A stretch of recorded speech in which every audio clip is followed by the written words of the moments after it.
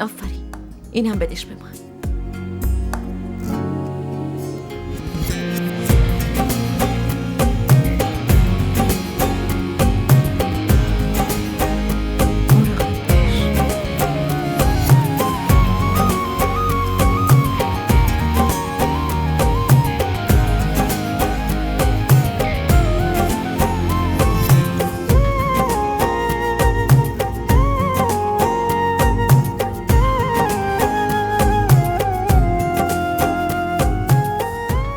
کیتی، من حس میکنم که برای تو یه آدم نحسم.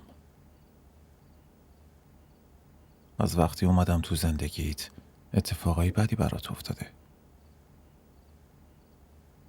من فکر میکنم هر دوتامون برای هم نحس هستیم.